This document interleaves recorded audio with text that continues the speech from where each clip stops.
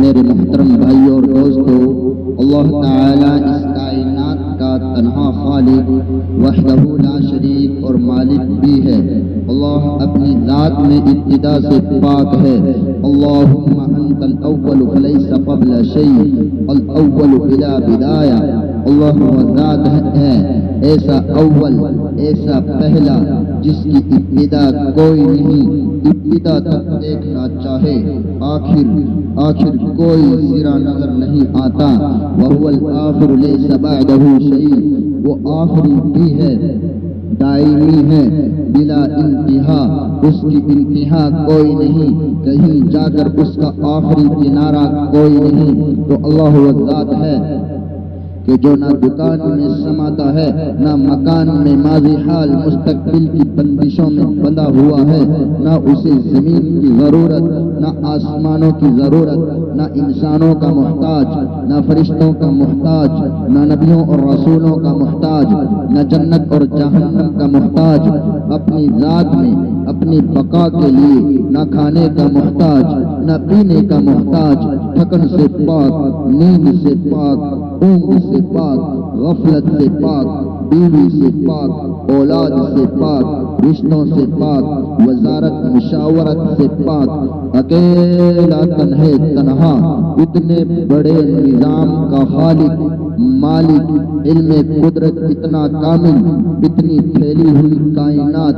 چلتی ہوئی، اڑتی ہوئی، تیرتی ہوئی، ذرہ برابر نہ وہ غافل ہے اور نہ جاہل ہے۔ ایک دور اس کائنات اور اس دھرتی پہ ایسا تھا کہ کچھ نہ تھا۔ اولم یر الذین کفروا ان السماوات والارض کانتا رتقا ففتقناہما وجعلنا من الماء کل شیء حی۔ یہ آیت اس دور کی طرف نشاندہی کرتی ہے جب کچھ نہ تھا، اس سے اگلا دور آیا، اس نے زمین کو بچھانا شروع کر دیا۔ والارض مددناہا، زمین بچھائی، والارض فرشناہا فنعم الماہدون، اللہ نے فرمایا میں نے فرش بچھایا، کوئی میرا جیسا ہے جو بنا کے دکھا دے۔ بنانے میں اللہ کی قدرت یہ ہے کہ ایک ذرہ مٹی کا نہ تھا اور یہ زمین اتنا بڑا گولا مٹی کا بنایا، ایک درخت نہیں تھا، اتنے بڑے بڑے پہاڑ بنائے، ایک دن کا نہ تھا، کیسے کیسے درخت اگائے، ہوا کا ذرہ نہ تھا، ٹھنڈی اور گرم ہواؤں کا نظام چلایا، بادل کا کوئی ذرہ نہ تھا، کوئی وجود نہ تھا، ایسے کالے سفید سرخ بادل بنائے اور پانی کا قطرہ نہ تھا، دریا چلائے، سمندر بنائے، چشمے پیدا فرمائے، میٹھا پانی بنایا، کڑوا پانی بنایا، ھذا عذب فرات وھذا ملح اجاج، یہ میٹھا پانی، یہ کڑوا پانی، بینہما برزخ لا یبغیان، درمیان میں پردہ لگا دیا، نہ میٹھا پانی کڑوے میں جائے، نہ کڑوا پانی میٹھے میں جا سکے۔ یہ ایک نظام ہے جو اللہ تعالی نے پیدا فرما دیا۔ رفع السماوات، آسمان بلند کر دیے، الشمس والقمر والنجوم مسخرات بامری، سورج چاند ستاروں کا نظام بنایا اور چلایا اور ان سب کو اپنا غلام بنایا۔ یغشی اللیل النہار، دن اور رات کا نظام چلایا، دن کو اجالا دے دیا، رات کو اندھیرا دے دیا، ستاروں کو چمک دے دی، چاند کو روشنی دے دی، سورج کو اجالا، آگ تپش حرارت اور گرمی دے دی، زمین کو گردش دے دی، پانی کو چلنا دے دیا، پہاڑوں کو ٹھہراؤ دے دیا، ہواؤں کو گرم اور ٹھنڈا لطیف بنا دیا، آسمانوں کو بلند کر دیا، زمین کو پست کر دیا، فرشتوں کو نور بنایا، ہمیں خاک سے بنایا، جنات کو آگ سے بنایا، ساری کائنات کے اتنے بڑے نظام بنائے اور چلائے، ان میں اللہ نہ کبھی تھکا، نہ کبھی غافل ہوا، نہ کبھی خطا کھائی۔ مور کے انڈے سے مرغی نہ نکلی، مرغی کے انڈے سے کوئل نہ نکلی، کوئل کے انڈے سے کوا نہ نکلا، کوے کے انڈے سے فاختہ نہ نکلا، فاختے کے انڈے سے مگرمچھ نہ نکلا، مگرمچھ کے انڈے سے کچھوا نہ نکلا، کچھوے کے انڈے سے مچھلی نہ نکلی، مچھلی کے انڈے سے مچھر نہ نکلا، مچھر کے انڈے سے مکھی نہ نکلی، مکھی کے انڈے سے پسو نہ نکلا۔ دنیا میں کتنی مخلوق ہے جو انڈے دے رہی ہے، کبھی اللہ خطا کھا جاتا تو مور کے انڈے سے شتر مرغ نکلتا، شتر مرغ کے انڈے سے مرغابی نکلتی، مرغابی کے انڈے سے کوا نکلتا۔ خرب خرب انڈے بکھرے پڑے ہیں، ایک مادہ مچھر کئی ہزار انڈے دے دیتی ہے، ایک مادہ مکھی شہد کی 30,000 انڈے دے دیتی ہے، اور ان سے کیا نکلنا ہے، نر یا مادہ، اور اس نے کیا بننا ہے۔ اس انڈے کو انسان کو کھانا ہے کہ اس سے بچہ نکلنا ہے، مرغی نکلنی ہے کہ مرغا نکلنا ہے۔ یہ اللہ کا نظام تخلیق ہے، بغیر کسی چیز کے سب کچھ بنایا، یہ نظام بھی بنایا اور پھر ہمیں بھی بنایا، سارے دنیا کے نظام کو تو قابو کر کے دکھایا، اور ہمیں تھوڑی سی آزادی دے دی کہ کہا تم کو آزادی دے رہا ہوں موت تک، پھر تم سے نمٹ لوں گا، سنفرغ لکم ایھا الثقلان، تمہاری مرضی ہے، ان ٹھنڈی ہواؤں کو محسوس کر کے میرا شکر ادا کرو، یا ان ٹھنڈی ہواؤں میں مست ہو کر گانے کی محفلیں سجاؤ، میں دیکھوں گا دونوں کو مگر فیصلہ کروں گا فیصلے کے دن۔ اَأَنتُمْ أَشَدُّ خَلْقًا أَمِ السَّمَاءُ، ترجمہ تو یہ ہے کہ تمہارا بنانا مشکل ہے یا آسمان کا بنانا مشکل ہے، لیکن اللہ کہہ کیا رہا ہے، تمہیں قابو کرنا مشکل ہے یا آسمان کو قابو کرنا مشکل ہے، تمہیں قابو کرنا زیادہ مشکل ہے یا آسمان کو قابو کرنا زیادہ مشکل ہے۔ بناہا، میں نے اس کو بنایا، رفع سم کہا، چھت کو اٹھایا، فسواہا، برابر کیا، وأغطش لیلہا، رات کو لایا، وأخرج ضحاها، دن کو لایا، والأرض بعد ذلك دحاها، زمین کو بچھایا، أخرج منها ماءها ومرعاها، زمین سے پانی نکالا، چارہ نکالا، والجبال أرساها، پہاڑوں کو گاڑھا، متاعا لکم ولأنعامکم، تمہارے لیے اور تمہارے جانوروں کے لیے، جو اللہ پہاڑوں کو گاڑ کے قابو میں رکھے، بارش کے قطروں پر اپنی طاقت کو ظاہر کر کے دکھائے، آسمان جیسی بڑی مخلوق کو قابو کر کے دکھائے، وہ اس 5-6 فٹ کے آدمی کو کیسے قابو نہیں کر سکتا؟ تو میرے بھائیوں، ہمارے لیے امتحان ہے بڑا زبردست، بڑا خوفناک، ہمارے ایک ایک قول اور فعل پر اللہ کی نظر ہے، اور ایک دن ایسا آنے والا ہے جب اللہ ہمیں اپنے سامنے کھڑا کر دے گا۔ بتاؤ آسمان کو قابو کرنا مشکل ہے یا انسان کو؟ یہ اللہ پاک ہمیں متوجہ فرما رہا ہے، قل کل یعمل علی شاکلتی، کہ کرو راستے کھلے ہوئے ہیں، گناہوں کے بھی، اچھائی کے بھی، برائی کے بھی، ایمان کے بھی، کفر کے بھی، اور جوئے کے انٹوں کے بھی، سارے راستے کھلے ہوئے ہیں، تمہیں اختیار دے دیا گیا ہے۔ فمن شاء فلیؤمن، جو چاہے ایمان لائے، ومن شاء فلیکفر، جو چاہے کفر اختیار کرے، لیکن یہ بتا دیا لا تحسبن اللہ غافلا عما يعمل الظالمون، کہ اپنے رب کو غافل مت سمجھو، وہ غافل نہیں ہے۔ تو میرے عزیز بزرگوں اور دوستو، دیکھو اگر اللہ ایک بارش کو حکم کر دے، یہ ایک بارش سارے ملک کو بہا دینے کے لیے کافی ہے۔ علیہ السلام کی قوم پر ایک بادل برسا تھا، اور اللہ تعالیٰ نے ساری دنیا کو غرق کر کے دکھا دیا تھا۔ ایسی بجلی گرجی تھی جیسے ابھی بجلی گرجتی ہے، ایسی ہی بجلیاں گرجی تھی، ایسے ہی تھے، ایسی ہی آوازیں آئی تھی شعیب علیہ السلام کی قوم پر، اور ایسی ہی آواز آئی تھی صالح علیہ السلام کی قوم پر، اور ایک آواز نے ان کے کلیجے پھاڑ دیے۔ تو یہ سب دھوکہ ہے، فریب ہے، عقل کا فریب ہے، خود کا فریب ہے۔ اللہ تعالی ہم سے ڈیل کر رہا ہے کہ یہاں تم میری مان لو، آخرت میں تمہاری مان لوں گا۔ اللہ تعالی یہاں بارش برساتا ہے، اولے برساتا ہے، بادلوں کو لاتا ہے۔ جنت میں ایک بادل اٹھے گا، وہ بادل بارش نہیں برسائے گا، اولے نہیں برسائے گا، سب سے پہلے تو وہ ان پر مشک و عنبر کی بارش کرے گا، سارے جنتیوں پر وہ مہکتے چلے جائیں گے۔ یہ بادل تو نہ ہماری سنتا ہے نہ ہماری سمجھتا ہے، ہم کہتے ہیں آ کر برس تو سنتا نہیں، ہم کہتے ہیں بس کر تو وہ پانی کے دھانے کھول دیتا ہے۔ جنت کا بادل آتے ہی پہلے آپ کو سلام عرض کرے گا، پھر آپ پر مشک و عنبر کی بارش کرے گا، پھر آپ سے سوال کرے گا، آپ فرمائیں آپ کیا چاہتے ہیں، آپ جو فرمائیں میں وہ آپ پر برساؤں گا۔ جنت میں ارب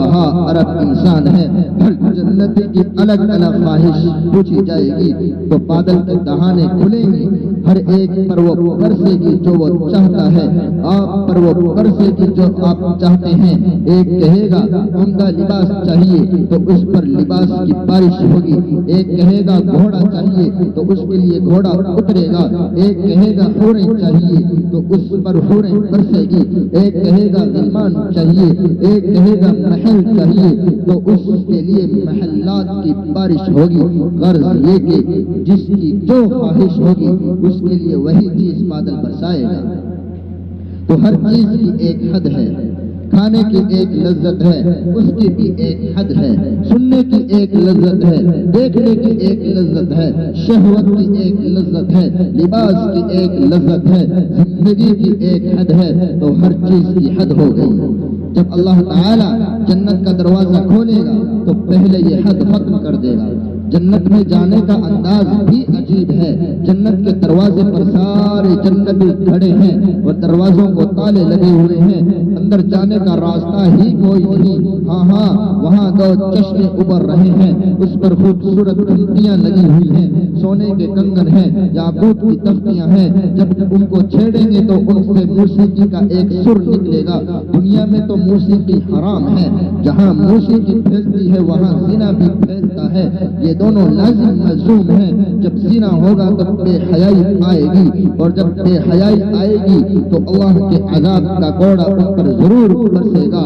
سوائے اس کے کہ وہ لوگ توبہ کر لیں۔ اللہ وہ ذات ہے کہ جس کے سامنے پوری کائنات کی حیثیت ایک ذرے کے برابر بھی نہیں ہے، وہ ما شاء اللہ کان، وہ جو چاہے کر کے دکھا دے۔ وَكَمْ أَهْلَكْنَا مِنَ الْقُرُونِ مِن بَعْدِ نُوحٍ وَكَفَىٰ بِرَبِّكَ بِذُنُوبِ عِبَادِهِ خَبِيرًا بَصِيرًا، ہم نے کتنی ہی قوموں کو نوح علیہ السلام کے بعد ہلاک کیا۔ أَلَمْ تَرَ كَيْفَ فَعَلَ رَبُّكَ بِعَادٍ، تم دیکھتے نہیں ہو کہ قوم عاد کے ساتھ ہم نے کیا کیا؟ کیسے دیکھے کیسے دیکھتے، ہم تو موجود نہ تھے، ہزاروں سال پہلے کی بات ہے۔ دل کی آنکھیں کھول لو، ماضی کے جھونکوں کے دریچے بھی کھل جائیں گے، مستقبل کو بھی دیکھ سکو گے، چاہے تلوار کا دور ہو یا توپ کا دور ہو یا ایٹم بم کا دور ہو، اللہ پاک کی قدرت مسلم ہے۔ تو بھائیوں، میں یہ عرض کر رہا تھا کہ دنیا میں اللہ تعالی نے ہر اس چیز کو حرام قرار دیا ہے جو دنیا میں بے حیائی پھیلانے کا ذریعہ بنتی ہے، ہر وہ عمل حرام ہے جس سے انسانی اخلاق تباہ ہوتے ہیں، ہر وہ عمل اور شے حرام ہے جس سے انسانی معاشرہ عدم توازن کا شکار ہوتا ہے، جس سے انسانیت کی چادر تار ہوتی ہے، جس سے حیا کی دھجیاں اڑتی ہو۔ مت کرو نہیں ہم کریں گے، اچھا سنفرغ لکم ایھا الثقلان، پھر میں نمٹ لوں گا تم سے۔ تو جنت کے مناظر ہی کچھ اور ہیں، گندے جذبے تو اللہ تعالیٰ پہلے ہی ختم کر دے گا۔ وَنَزَعْنَا مَا فِي صُدُورِهِم مِّن غِلٍّ، ہر گندا جذبہ نکال دے گا، خواہشات پہلے سے کروڑوں گنا زیادہ کر دے گا، لیکن غلط جذبے سارے ختم۔ اکیلا 1000 سال کھاتا رہے، پیٹ پھٹے گا نہیں، آنکھ پھٹے گی نہیں، منہ تھکے گا نہیں،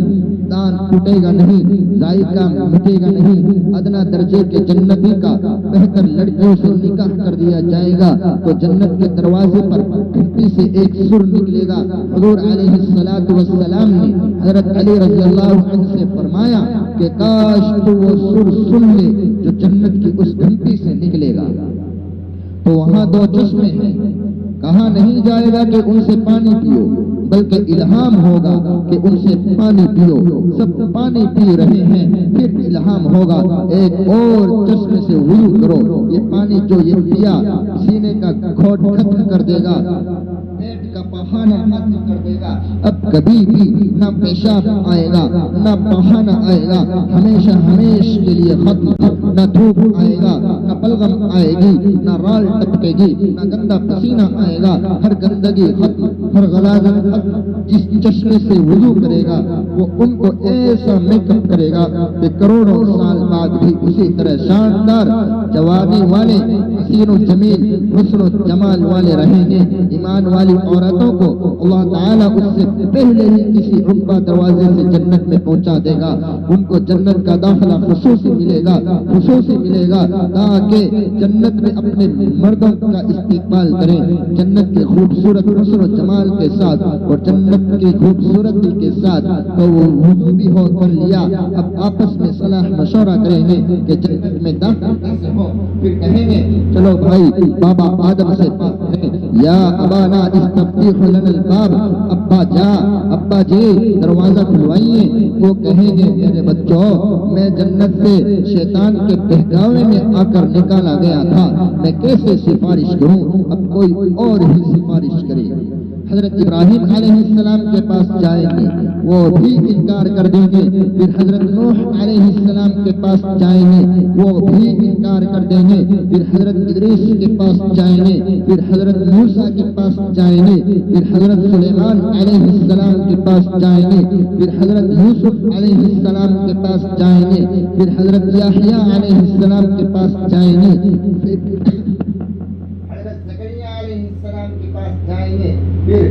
عیسیٰ علیہ السلام کے پاس جائیں گے، وہ فرمائیں گے میرے بس میں نہیں، ہاں میں پتہ بتا سکتا ہوں جہاں سے دروازہ کھل جائے۔ تو لوگ کہیں گے کہ بتاؤ، پھر وہ حضور صلی اللہ علیہ وسلم کا بتائیں گے، پھر حضرت محمد صلی اللہ علیہ وسلم کے پاس ساری خلقت آئے گی، یا رسول اللہ صلی اللہ علیہ وسلم، یا نبی اللہ، یا خاتم الانبیاء، دروازہ کھلوائیے۔ وہ فرمائیں گے ہاں میں دروازہ کھلواتا ہوں، وہ سجدے میں سر رکھ کر حمد باری تعالیٰ کریں گے،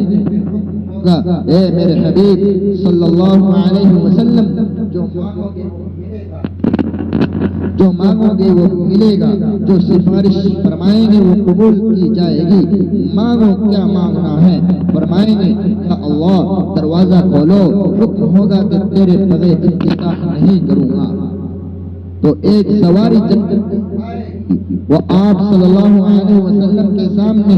یوں جہاز کی طرح لینڈ کرے گی، آپ اس پر سوار ہوں گے، اور وہ پہلے اڑتی ہوئی آئی تھی اور اب وہ چلے گی، اس کی رسی زمین پر گرے گی، ہر نظر اٹھے گی کہ کون نصیب والا ایسا ہوگا جو یہ رسی تھامے گا۔ تو حکم ہوگا کہ بلال کو بلایا جائے، تو وہ بلال حبشی رضی اللہ عنہ حضور صلی اللہ علیہ وسلم کی سواری کی لگام پکڑ کر ساتھ چلیں گے۔ تو آپ نے فرمایا کہ میں سب سے پہلے جنت کا دروازہ کھٹکھٹاؤں گا، اندر سے وہ فرشتہ رضوان کہے گا کون ہے،